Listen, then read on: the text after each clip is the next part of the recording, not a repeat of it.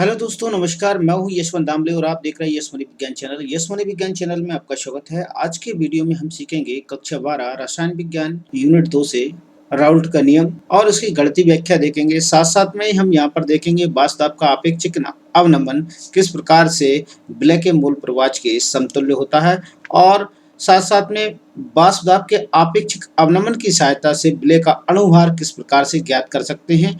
इस विषय में हम व्युत्पत्ति करेंगे सूत्र की। चलिए आइए शुरू करते हैं एक छोटे से इंट्रो के साथ।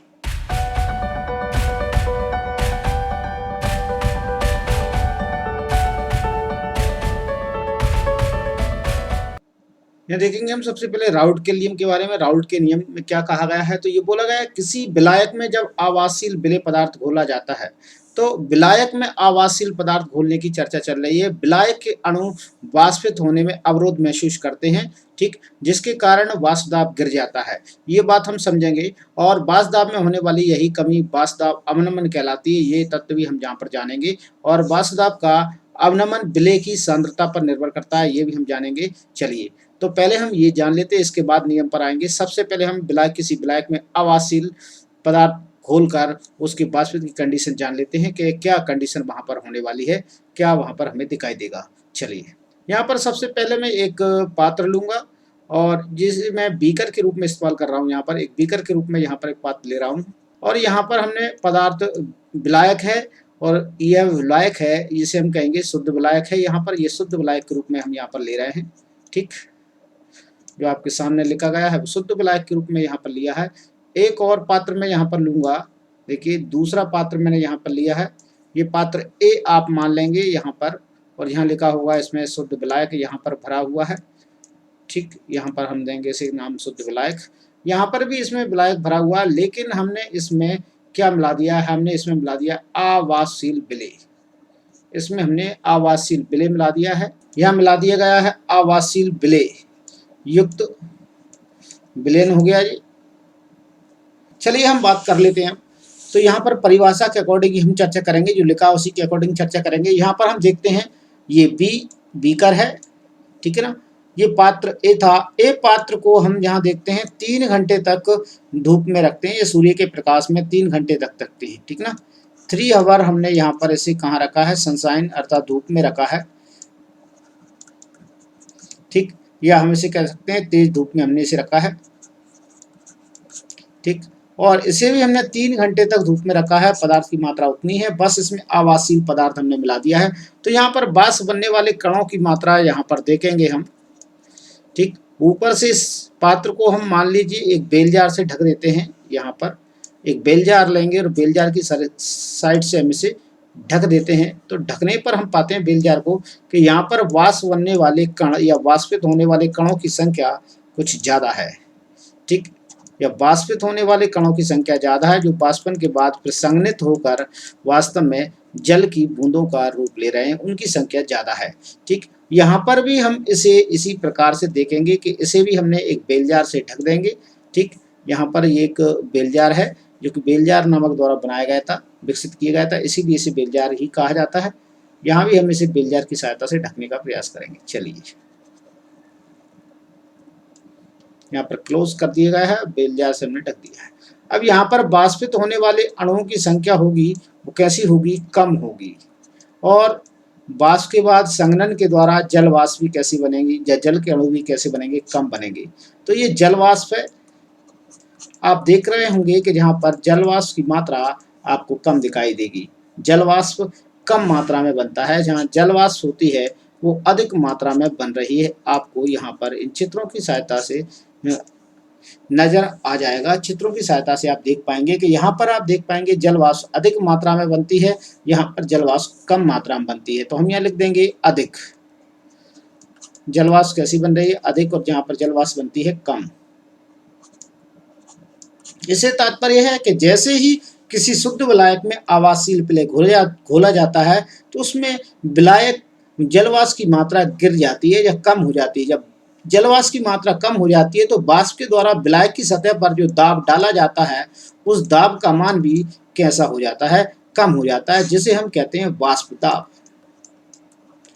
तो वाष्प दाब का मान भी कम हो जाता है। यहाँ वाष्प दाब भी आपको कम दिखाई देगा, और यहाँ पर वाष्प दाब का मान होगा वो ज़्यादा आपको दिखाई देगा, अर्थात वाष्प दाब का मान यहाँ पर ज़्यादा हो जाएगा या ज़्यादा होगा वाष्प दाब का मान, ये हम कहेंगे, क्योंकि वाष्प ज़्यादा है तो वाष्प दाब का मान भी ज़्यादा होगा। तो यहाँ पर वाष्प दाब कैसा है, अधिक होगा। तो यहाँ पर आप नोटिस करके लिख सकते हैं वाष्प दाब इसका अधिक है। ठीक, तो आपको चित्र से समझ में आ रहा होगा कि वास्तव में देखा जाए कि शुद्ध विलायक में जब अवाष्पशील पदार्थ मिलाया जाता है, अवाष्पशील पदार्थ जब शुद्ध विलायक में मिलाया जाता है तो विलायक का वाष्प दाब का मान कम हो जाता है, और इसी को कहते हैं वास्तव में वाष्प दाब में अवनमन। यही कहलाता है वाष्प दाब में अवनमन, वाष्प दाब में अवनमन। अवनमन को मतलब होता है घटना या कम होना, तो ये वाष्प दाब में अवनमन को दर्शाने का कार्य करता है। और वाष्प दाब में अवनमन का सीधा सीधा प्रभाव पड़ता है विलय के मोलों की संख्या, या अवाष्पशील विलय के मोलों की संख्या के ऊपर निर्भर करता है वास्तव में वाष्प दाब में अवनमन। जैसे जैसे अवाष्पशील विलय पदार्थ की मात्रा, जैसे जैसे अवाष्पशील विलय पदार्थ की मात्रा बढ़ती जाएगी, वाष्प दाब में अवनमन की मात्रा भी बढ़ती चली जाएगी, अर्थात इसमें अवनमन होता चला जाएगा, कमी आती चली जाएगी, वाष्प के अणुओं की संख्या कम हो जाएगी, वाष्प दाब में कमी आ जाएगी। आप यहाँ से ये देख पाएंगे। चलिए हम अब दोबारा से परिभाषा पर विचार करें। आगे हम परिभाषा पर विचार करते हैं। यहाँ तक का काम हमारा क्लियर हो गया है। आप समझ चुके हैं कि किसी विलायक में अवाष्पशील विलय पदार्थ घोला जाता है तब विलायक के अणु वाष्पित होने में अवरोध महसूस करते हैं, जिसके कारण उसके वाष्प दाब का मान गिर जाता है, और वाष्प दाब में होने वाली यही कमी वाष्प दाब अवनमन कहलाती है। यहाँ तक हम कर चुके हैं। अब है वाष्प दाब का अवनमन विलायक की सांद्रता पर निर्भर करता है, ये हम यहाँ तक क्लियर कर चुके हैं। आगे देखते हैं कि वाष्प दाब अवनमन तथा विलयन की सांद्रता के मध्य में, मतलब दो चीजें ली गई हैं, एक तो विलयन की सांद्रता है और दूसरा है वाष्प दाब का अवनमन। इन दोनों के बीच में राउल्ट ने एक नियम प्रतिपादित किया है या व्यक्त किया है, जिसे कि राउल्ट के नियम के नाम से जानते हैं। तो यहाँ से आपको विशिष्ट तौर से लिखना है। आपको यहीं से अगर राउल्ट का नियम अकेला पूछा जाता है तो आपको यहाँ से इसका उत्तर लिखना है। वाष्प दाब अवनमन तथा विलयन की सांद्रता के मध्य संबंध को राउल्ट ने एक नियम के रूप में प्रतिपादित किया है या व्यक्त किया है, जिसे राउल्ट का नियम कहते हैं। आगे देखते हैं परिभाषा में क्या लिखा गया है। किसी दिए हुए ताप पर अवाष्पशील विलय युक्त विलयन, तो अवाष्पशील विलय युक्त विलयन कौन सा होगा, यहाँ पर देखेंगे ये होगा अवाष्पशील विलय युक्त विलयन। हम इसे विलायक अभी इसलिए बोल रहे थे कि इसमें अवाष्पशील विलय घुला नहीं था, लेकिन अब इसमें घुल चुका है तो ये बन चुका है विलयन। हम इसे अब विलयन कह सकते हैं, लेकिन कहेंगे एक साथ सभी को, पूरा जो एक साथ अवाष्पशील विलय युक्त कहलाएगा, पूरा रूप हो जाएगा, वो विलयन का रूप हो जाएगा। अब हम इसे कह सकते हैं अवाष्पशील विलय युक्त विलयन। ठीक, इस प्रकार से हमने विलायक को भी इसमें सम्मिलित कर लिया है, विलय को भी इसमें सम्मिलित कर लिया है। विलय और विलायक का योग जब हो जाता है तो बन जाता है विलयन। ठीक, इसमें आप ये देख सकते हैं। अब परिभाषा को हम आगे बढ़ाते हैं। यहाँ पर आप देख पाएंगे क्लियर लिखा गया है, उसमें घुले हुए विलायक के मोल प्रभाज उसके समानुपाती होते हैं। तो यहाँ पर बात करेंगे कि किसी दी हुई ताप पर अवाष्पशील विलय युक्त विलयन का वाष्प दाब। तो अवाष्पशील विलय युक्त विलयन का वाष्प दाब क्या होता है? अवाष्पशील विलय युक्त विलयन का वाष्प दाब होता है पीएस। इसे हम पीएस से प्रदर्शित करते हैं। उसमें घुले हुए विलायक के मोलों का प्रभाज, तो यहाँ पर विलायक का ये मोल है, विलायक के मोलों का प्रभाज होता है, उसे हम प्रदर्शित करेंगे एक्स बी की सहायता से। तो यहाँ पर दोनों ही कंटेंट आपको ध्यान रखना है, दोनों ही आपको मोस्ट है, तो ये आपको नोटिस करना है कि एक तो ये हो जाएगा विलयन का वाष्प दाब, ये रहेगा, और विलायक का मोल प्रभाज रहेगा, वो ये रहेगा। अब यहाँ से हम आंसर आगे चालू करते हैं। वास्तव में राउल्ट का नियम का गणितीय रूप यहाँ से चालू करते हैं। तो यहाँ क्लियर लिखा है कि विलयन का वाष्प दाब, कौन से विलयन का? अवाष्पशील विलय युक्त विलयन का वाष्प दाब विलायक के मोल प्रभाज के समानुपाती होता है। तो यहाँ पर क्लियर आगे आप जब लिखेंगे तो आपको मिलेगा पी एस समानुपाती एक्स बी। तो एक्स वी यहाँ पर क्या है आप जान रहे होंगे, एक्स वी यहाँ पर है विलायक का मोल प्रभाज, तो हम नीचे लिख देंगे। यहाँ पर देख पाएंगे हम पी एस समानुपाती का निशान, और यहाँ पर लिख रहे हैं हम एक्स बी। तो एक्स बी यहाँ पर क्या है हम डिनोट करेंगे, एक्स बी यहाँ पर क्या होगा वो यहाँ हम लिखेंगे यहाँ है विलायक का मोल प्रवाह है, तो हम ये क्लियर लिखेंगे विलायक का मोल प्रवाह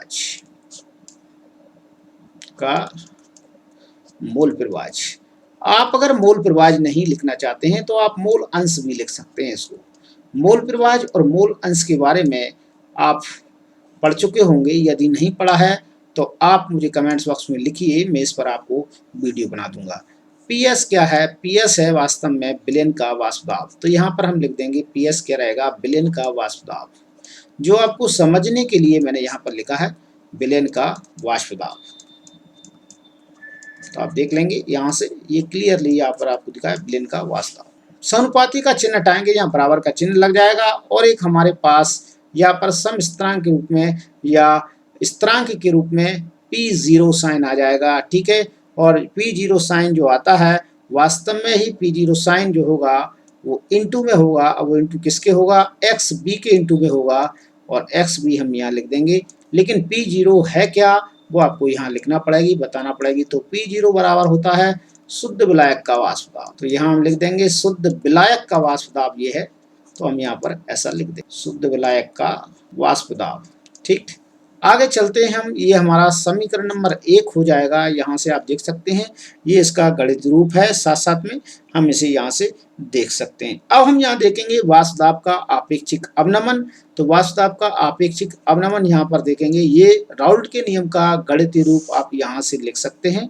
यहाँ तक नियम आता है तो ये गणितीय रूप में आप यहाँ से लिख दें। अब हम आगे देखेंगे वाष्प दाब का आपेक्षिक अवनमन। वाष्प दाब का आपेक्षिक अवनमन मैं इसे हाईलाइट कर देता हूं। यहाँ पर देखिए वाष्प दाब का आपेक्षिक अवनमन, जिसे आप समझ पाएंगे, ठीक। अब हम आगे इस पर चर्चा करेंगे। यहाँ बात करूंगा मैं किसी विलयन में यदि हम देखते हैं तो दो प्रकार के कण यहाँ पर पाए जाते हैं। दो प्रकार के कण होंगे, अर्थात उसमें विलय भी होगा और विलायक भी होगा, तो दोनों के मोल शामिल होंगे। तो हम यहाँ लिखेंगे किसी विलयन में विलय के N1 मोल हैं तथा विलायक के N2 मोल हैं। तब विलयन में विलायक का मोल प्रवाह, कौन से विलयन में? जिसमें कि आवासील घुला हुआ है, आवासील विलय पदार्थ घुला हुआ है, उस विलयन में विलायक का मोल प्रवाह जहां पर होता है, सबसे मुख्य बात हम इसे XB के रूप में डिनोट करते हैं। यहाँ पर आपको बताया गया है, ये आप नोटिस कर सकते हैं, बराबर विलायक का मोल प्रवाह है। तो यहाँ पर आप देखेंगे, यहाँ देखेंगे विलायक का मोल प्रवाह, तो XB यहाँ पर है। और इसका फॉर्मूला यदि हम देखना चाहें तो फॉर्मूला हमें मिलेगा, विलायक है यहाँ पर N2 लिख देंगे हम, बटे में लिखेंगे N1 प्लस N2। N1 यहाँ पर होंगे विलय के मोल और N2 होंगे विलायक के मोल। ये दोनों की जानकारी हम यहाँ पर लिख रहे हैं। ये सूत्र हमारे पास एक प्रकार से कंप्लीट हो गया है, ठीक। और XB का मान हम जानते हैं, XB हमारे पास कहाँ मिलेगा? हमारे पास XB इस पहले सूत्र में मिलेगा। तो ये जो समीकरण है इसे नंबर 2 हम यहाँ पर देंगे, समीकरण नंबर 2 देंगे। हमें समीकरण 2 का मान समीकरण 1 में रखना है, तो हम यहाँ क्लियर लिखेंगे, साफ साफ शब्दों में लिख देंगे PS बराबर, यहाँ लिखेंगे हम P0, इसे P0 लिखेंगे, फिर इंटू में दिया है तो इंटू में लिखेंगे। देखिए इंटू में लिखेंगे तो फिर यहाँ पर दिया गया N2 बटे में दिया गया है N1 प्लस N2, ये मान हमें दिया गया है, ठीक। ये नया एक समीकरण हमें प्राप्त हुआ है। अब इस समीकरण को हम नेक्स्ट स्लाइड पर ले चलते हैं। तो यहाँ पर आप देख पाएंगे, यहाँ पर हमारे पास बचेगा N2 N1 प्लस N2, ये हमारे पास शेष रहा है। प्रत्येक पक्ष को एक में से घटाने पर यहाँ पर हम लिखेंगे प्रत्येक पक्ष को एक में से घटाने पर। प्रत्येक पक्ष का मतलब हमें इस पक्ष को भी एक 1 में से घटाना है और इस पक्ष को भी 1 में से घटाना है। तो देखिए सबसे पहले मैं लिखूंगा यहाँ पर 1 माइनस, फिर लिख दिया मैंने PS बटे में लिखूंगा P0, कोई डाउट नहीं है, ठीक। और फिर इसके बाद 1 इस पक्ष को भी घटा देता हूँ, minus N2 y N1 plus N2, ये लिख दिया है मैंने। अब यहाँ से आप देख पाएंगे, आपको रिमेंबर है कि आप LCM लेना जानते होंगे, तो बहुत अच्छी बात है, आप LCM ले सकते हैं। यहाँ पर मैं LCM ले रहा हूँ, तो इसका LCM P0 आएगा, आपको नहीं आता है तो आप लिखिए, मैं एलसीएम लेने के बारे में भी आपको बता दूंगा। P0 है, यहाँ पर बटे में आप एक मान सकते हैं, एक ले सकते हैं, कोई दिक्कत नहीं है, यहाँ भी आप ले सकते हैं, कोई दिक्कत नहीं। तो 1 का भाग इसमें देंगे, डिवाइड करेंगे P0 से, तो P0 ही आएगा। P0 का गुणा या मल्टीप्लाई 1 में करेंगे तो यहाँ पर हमें प्राप्त होगा P0। फिर यहाँ पर माइनस साइन लगा है, P0 को P0 में डिवाइड करेंगे तो 1 आएगा, 1 का गुणा PS में करेंगे तो यहाँ पर हमें प्राप्त होगा PS। ठीक, बराबर का साइन लगाएंगे, यहाँ पर एलसीएम लेंगे तो हमें एलसीएम में प्राप्त होगा n प्लस n2, ये हमें एलसीएम के रूप में प्राप्त होगा। फिर यहाँ पर देखेंगे हम तो अगले पद के रूप में हमें यहाँ प्राप्त हो रहा है 1 से डिवाइड करेंगे इसे, यहाँ पर देखते हैं तो ये हमारे लिए 1 से डिवाइड करने पर हमारे पास हमें दिखाई देगा n1 प्लस n2 हमें यहाँ पर दिखाई देगा। इसके बाद माइनस का साइन लगा है, माइनस का साइन लगाएंगे, फिर n2 यहाँ पर लिखा है, n2 लिख देंगे। अब n2 और n2 यहाँ पर है प्लस में और एक है माइनस में, तो यहाँ पर ये कट जाएगा, क्रॉस आउट हो जाएगा। अब हमारे पास जो साइन बचेगा या फॉर्मूला हमारे पास जो बच रहा है वो क्या बच रहा है, यहाँ पर हम देखेंगे। इसी जगह पर मैं बताने की कोशिश करूंगा आपको, यहाँ पर देखिए तो ये हमारे पास शेष रह जाएगा P0 माइनस PS बटे P0 बराबर हमारे पास शेष रह जाएगा ये तो क्रॉस, और यहाँ पर N1 शेष रह जाएगा, N1 बटे में N1 प्लस N2, ये यहाँ पर हमारे पास शेष रह जाएगा। तो ये एक समीकरण हमें प्राप्त हो गया। इस समीकरण को हम समीकरण 3 नाम देना चाहेंगे। कौन सा समीकरण नाम देना चाहेंगे? समीकरण 3 नाम देना चाहेंगे। इसमें सबके मायने अलग अलग हैं और सबके मायने अलग अलग हैं। मैं आपको इन सब के मायनों के बारे में बताना चाहूँगा कि कौन क्या है, ताकि आपको ये समझ आ जाए कि किस चीज़ को हम क्या बोल रहे हैं। ठीक है ना? तो आपको ये ध्यान रहेगा कि कौन सी चीज़ के लिए हम क्या शब्द यूज़ कर रहे हैं वो आपको पता रहे, इसलिए मैं इसे ऐसा लिख रहा हूँ। तो यहाँ पर आप इन चीज़ों को देख लें कि कौन सी चीज़ क्या है और कौन सी चीज़ क्या नहीं है। तो यहाँ पर हम सबसे पहली बात है P0 यहाँ पर ले रहे हैं, तो P0 माइनस PS यहाँ पर लिया गया है, तो ये आपका P0 PS माइनस यहाँ पर कहलाएगा वाष्प दाब अवनमन। मैं शॉर्ट हैंड यूज़ करूँगा लिखने के लिए, और अवनमन के लिए मैं केवल अव लिखूँगा और नमन को नहीं लिखूँगा। ठीक है ना? तो वाष्प दाब अवनमन P0 यहाँ पर आप देख पा रहे हैं, तो P0 अकेला शुद्ध विलायक का वाष्प दाब है, जबकि यहाँ पूरा का पूरा ही पोर्शन जो कि लेफ्ट हैंड साइड में लिखा है P0 PS बटे P0 जो है उसका नाम है वाष्प दाब में आपेक्षिक अवनमन। तो ये कहलाएगा वाष्प दाब में आपेक्षिक अवनमन। अवनमन के लिए मैं केवल अव लिखूंगा, आप ध्यान देंगे। ठीक, यहाँ अब का मतलब होगा अवनमन।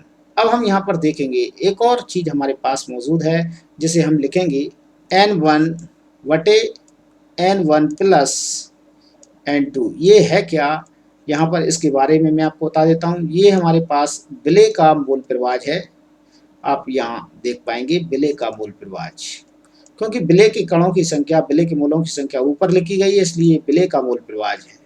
ये समीकरण नंबर 3 हमारे पास निकल कर आया है, आप ध्यान देंगे। तो दोनों चीज़ों की बयानकारी हमें हो गई है। एक ये भी हमें पता चल गया ये है क्या, तो ये यहाँ पर P0 PS बटे P0 है, ये है वाष्प दाब में आपेक्षिक अवनमन, और N1 बटे N1 प्लस N2 ये हमारे पास है विलेय का मोल प्रवाह। तो हम इसमें सीधा सीधा इसे कह सकते हैं कि वास्तव में वाष्प दाब में आपेक्षिक अवनमन विलेय के मोल प्रवाह के बराबर होता है। मतलब वाष्प दाब में आपेक्षिक अवनमन जो होगा, अर्थात आपेक्षिक जो कमी आएगी, जितना ज़्यादा विलेय का मोल प्रवाह होगा, जितना ज़्यादा विलेय उसमें डाला जाएगा, उतने ही अनुपात में उसमें कमी आने वाली है वाष्प दाब में। ये यहाँ पर क्लियर हो जाता है। ठीक, अब आगे हम चलते हैं। इसमें एक और मैं अभी आपको बताने वाला हूं, जो मैंने बोला था वीडियो के फर्स्ट में ही बताया था कि वाष्प दाब अवनमन की सहायता से विलेय का अणुभार कैसे ज्ञात करते हैं, उसके बारे में भी मैं आपको इसी सूत्र में बताने वाला हूं। देखते हैं हम वाष्प दाब में अवनमन की सहायता से विलेय का अणुभार ज्ञात करना। तो वाष्प दाब में आपेक्षिक अवनमन की सहायता से हम विलेय का अणुभार ज्ञात करेंगे। अवनमन की जगह हम इसमें कह सकते हैं आपेक्षिक अवनमन की सहायता से अम्लीय का अणुभार ज्ञात करेंगे। तो सबसे पहले हम यहाँ पर लिखेंगे, वास्तव में आपेक्षिक अवनमन के बारे में बात चल रही, तो मैं यहाँ पर सूत्र लिखूंगा। तीसरा नंबर का समीकरण यहाँ पर यूज किया जाएगा। समीकरण नंबर 3 का यूज हम यहाँ पर करेंगे। चलिए, P0 माइनस PS बटे में लिखेंगे हम यहाँ, ये P0 है और बटे में लिखेंगे P0 बराबर, यहाँ पर विलेय का अणुभार ज्ञात करना है हमें। तो यहाँ पर विलेय का अणुभार जो हमें ज्ञात करना है समीकरण के रूप में हम यहाँ पर जो हमें प्राप्त हुआ है वही लास्ट तीसरा समीकरण लेना है हमें। तो तीसरे समीकरण में हमें यहाँ प्राप्त हुआ था, देखिए N1 वाला हमें यहाँ प्राप्त हुआ है। तो N1 अर्थात विलेय का मोल प्रवाह प्राप्त हुआ है। तो विलेय का मोल प्रवाह हम यहाँ पर लेने जा रहे हैं। तो यहाँ पर अलग से कुछ नहीं ले रहा हूँ मैं, समीकरण 3 यहाँ पर मैंने लिया है, आप इसे नोट कर सकते हैं। ठीक है, इसे हम समीकरण 1 मानकर चलेंगे। इसके अंतर्गत आप चाहें तो 3 से ही शुरुआत कर सकते हैं, कोई दिक्कत नहीं है। अब हम N1 जो मोल हैं उनका मान ज्ञात करेंगे। N1 मोल का मान होता है सीधे सीधे W1 बटे M1। यहाँ पर W1 और M1 क्या है इसकी जानकारी मैं आपको दूंगा। तो ये W1 वास्तव में विलेय का ग्राम में द्रव्यमान है और M क्या है, विलेय का अणुभार है। ठीक, यहाँ पे आप देख सकते हैं। इसके बाद N2 का मान यदि हम देखना चाहें तो N2 का मान भी हमें ऐसे ही रखना है, W2 बटे M2 यहाँ पर हम रखेंगे। ठीक, इन दोनों के मायने हैं क्या, मैं यहाँ पर लिख देता हूँ। W1 बराबर होगा विलेय का ग्राम में द्रव्यमान, आप इसे नोटिस कर सकते हैं, विलेय का द्रव्यमान। और W2 बराबर होगा विलायक का द्रव्यमान। ठीक, विलायक का द्रव्यमान। दोनों चीजों की जानकारी हमें होना चाहिए। और M1 का मान क्या हो, M1 क्या है, तो M1 है विलेय का अणुभार, यहां से हम लिख देंगे विलेय का अणुभार। इसी के लिए हमें सूत्र की उत्पत्ति करना है ज्ञात करने के लिए, विलेय का अणुभार। और M2 यहाँ पर क्या है, M2 यहाँ पर लिखेंगे, M2 है विलायक का अणुभार। हमें दोनों चीजों की जानकारी यहाँ पर मिल गई है। अब ऊपर वाले समीकरण में या समीकरण 1 में N1 व N2 के मान विस्थापित करेंगे या रख देते हैं, मैं आपको यहाँ पर बताऊंगा। इसमें देखिए स्लाइड में आप यहाँ देख सकते हैं, चाहे तो मैं नेक्स्ट स्लाइड पर ले जाने की कोशिश करूंगा आपको। चलिए नेक्स्ट स्लाइड पर हम देखेंगे। तो P0 माइनस PS बटे में लिखेंगे हम यहाँ P0 बराबर में साइन लगाएंगे, N1 के मान की जगह हम लिखेंगे W1 बटे में हम लिखेंगे M1। फिर यहाँ बटा लिखेंगे इन दोनों का पूरे का, तो यहाँ लिखेंगे W1 बटे में लिखेंगे M1। फिर प्लस का साइन हमें लगाना है, फिर लिखेंगे W2 M2। इस प्रकार से हमें ये फॉर्मूला लिख लेना है, इसमें कोई दिक्कत नहीं होगी, मेरा मानना ऐसा है। ये बहुत ही सरल तरीका है लिखने का, यहाँ पर आप लिख सकते हैं। और यहाँ पर जो बात नहीं लिखी है तो आप इन्हें एक बात यहाँ पर नोट कर सकते हैं, लिख सकते हैं। यहाँ हमने जो बात नहीं लिखी है वो बात आप यहाँ पर लिख सकते हैं, लास्ट में लिख दें या यहाँ पर अलग से लिख दें कि समीकरण 1 में समीकरण 1 में किसके मान N1 व N2 के मान विस्थापित करने पर, के मान रखने पर भी लिख सकते हैं आप, रखने पर। इसके बाद स्टेप आएगा नेक्स्ट, वो यहाँ पर आपको दिखेगा कि मैंने मान रख दिए हैं, ये आपको यहाँ पर दिखाई दे रहे हैं। ठीक इस प्रकार से आप लिख सकते हैं। अब हम लिखेंगे तनु विलयन के लिए N1 को N2 की अपेक्षा नगण्य मान सकते हैं। तनु विलयन से तात्पर्य है ऐसे विलयन जिनमें की पानी की मात्रा या विलायक की मात्रा बहुत ज़्यादा होती है। तो यहाँ हम क्लियर लिखेंगे इसमें तनु, हम मान सकते हैं ऐसा कि मान लिया जाए 100 ml यदि वाटर है, 100 ml इसका मान है, विलायक का मान 100 ml है और विलेय उसमें यदि 0.2 ml या 3 ml मिला हुआ है, मात्रा इतनी मिली हुई है, तो बहुत ही नगण्य मात्रा है, इसे हम नगण्य मान सकते हैं, 0 मान सकते हैं। तो हमें इन दोनों की तुलना करना है। तुलना आप कैसे करेंगे? और वो तुलना करना है इस वाले में, क्योंकि यहाँ पर विलेय भी मौजूद है और विलायक भी मौजूद है। तुलना होगी तो यहाँ होगी, ऊपर नहीं होगी। आपको ये ध्यान रखना है, ठीक है ना? तो इस प्रकार का आप ध्यान रख सकते हैं, ठीक? ऐसा आप कह सकते हैं। या फिर इसके लिए आप ऐसा नहीं करना चाहते, तो इसके लिए आपको ये ध्यान रखना पड़ेगी, समीकरण आपको ये ध्यान रखना पड़ेगी, मानना पड़ेगी आपको कि P0 बराबर हो जाए P0 माइनस PS बटे P0, ठीक? और इसमें इनकी तुलना की जा रही है, तो तुलना के लिए ये शब्द यूज किया जाता है, जिस साइन यूज किया जाता है। तो इसमें आप लिख सकते हो कि इनमें तुलना की गई है, तो n1 की तुलना की गई है n2 से, तब जाकर यहाँ पर आपको मान मिलेगा n1 बटे यहाँ पर जो n0 था वो n1 था वो 0 हो जाएगा और यहाँ पर बचेगा केवल 2।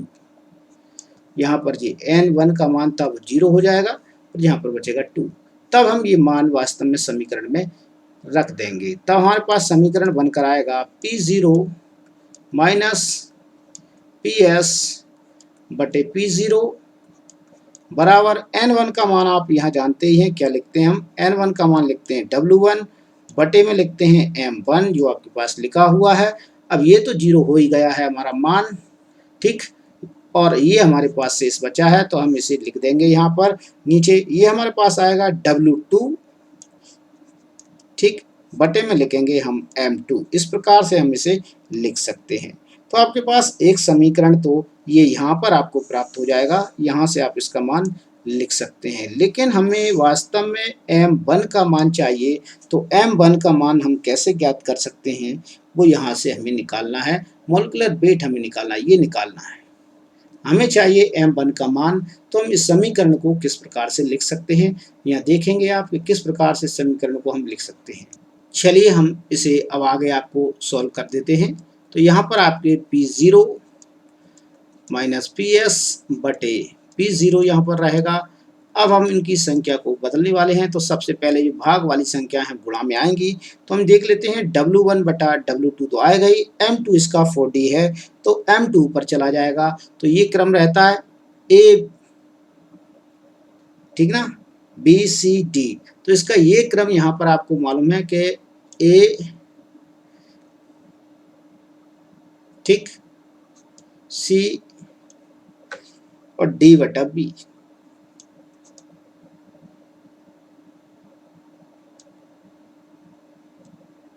यहाँ पर ये फॉर्मूला आपका काम में आएगा, यहाँ पर आप ये फॉर्मूला देख सकते हैं। यहाँ पर इनके बीच में इंटू लगा देंगे, ठीक, AC बटा DB। यहाँ पर हम इस प्रकार से इसे फॉर्मूले को लगाने की कोशिश कर रहे हैं। तो यहाँ पर आप देख लें कि ये आपका A वाला रहेगा, इसे आप A मान लें, इसे आप मानेंगे B, इसे मानेंगे C और इसे मानेंगे आप D। तब ये फॉर्मूला आपको यहाँ पर लगेगा। तो इस प्रकार के क्रम में आप इन्हें जमा देंगे तो कोई दिक्कत नहीं होगी। तो ये हो जाएगा W1, फिर इसके बाद आएगा B कौन सा है, तो B जाएगा सबसे नीचे और इसके बाद कौन है D, तो D आ जाएगा यहाँ पर ऊपर उठकर, जिसे हम बोलेंगे M2, यहाँ पर हम लिखेंगे M2। इस समीकरण में आप देख लीजिए कि कौन सा आएगा। अब यहाँ पर लिखेंगे C, तो C हो जाएगा W2 सॉरी, और इनटू में लिखेंगे हम B, तो B हो जाएगा M1। तो यहाँ पर हम लिख देंगे M1। अब हमें यहाँ से कोई प्रॉब्लम नहीं है, M1 का मान हम यहाँ से ज्ञात कर सकते हैं। किस प्रकार से ज्ञात कर सकते हैं? M1 को ऊपर ले जाएंगे हम, P0 S1 को हम नीचे लेकर आएंगे, P0 को हम ऊपर ले जाएंगे। तो देखिए M1 को मैं फ्रंट में ला रहा हूँ, तो ये हो जाएगा M1, ठीक, P0 नीचे जाएगा, कोई दिक्कत नहीं है। तो यहाँ पर और P0 ऊपर जाएगा, तो P0 तो ऊपर चला गया है, कोई दिक्कत नहीं है। यहाँ पर लिख देंगे W1 इंटू M2, ये आ गया। अब P0 नीचे जाएगा तो जो हो जाएगा P0 माइनस PS इंटू, यहाँ पर M1 निकल चुका है, यहाँ W1 बचा है, तो यहाँ W2 बचा है, तो W2 हम यहाँ ले लेंगे W2। ये समीकरण जो हमारे पास बचा है वास्तव में यही हमें ज्ञात करना थी। यही विलय का अणुभार ज्ञात करने का सूत्र है, यही इसकी व्युत्पत्ति है और यहाँ से आप कर सकते हैं इसे सॉल्व इसी प्रकार से। यदि आपको सॉल्व करने में कहीं कठिनाई आती है और कहीं लगता है आपको कहीं प्रॉब्लम आ रही है तो आप मुझे कमेंट्स बॉक्स में ज़रूर लिखिएगा। वीडियो अच्छा लगता है तो लाइक ज़रूर कीजिएगा और हर बार की तरह कहना चाहूँगा, यदि आप मेरे चैनल पर नए हैं और अभी तक यदि आपने चैनल को सब्सक्राइब नहीं किया है तो आप प्लीज़ सब्सक्राइब बटन को प्रेस कर दीजिएगा, बेल आइकन को प्रेस कर दीजिएगा, वीडियो को लाइक कीजिए और दोस्तों के साथ में शेयर कीजिए। मैं 12th क्लास की वीडियो आपके कहने के स्टूडेंट के कहने के अनुसार ही बना रहा हूँ। मेरे पास एक जवाब कमेंट्स बॉक्स में आया था, तब मैंने ये दिया है। उन्होंने बोला था राउल्ट के नियम के ऊपर वीडियो बनाओ, तब मैंने दी है ये वीडियो। ठीक, वीडियो कैसी लगती है आप बताइएगा ज़रूर और यदि आप मुझे और भी कमेंट्स बॉक्स में लिखेंगे तब तक कि आप किसी और पर भी वीडियो बनवाना चाह रहे हैं, केमिस्ट्री विषय में कोई और टॉपिक है या बायोलॉजी विषय में कोई टॉपिक है तो आप मुझे बता दीजिएगा, मैं उस पर वीडियो आपको दे दूँगा।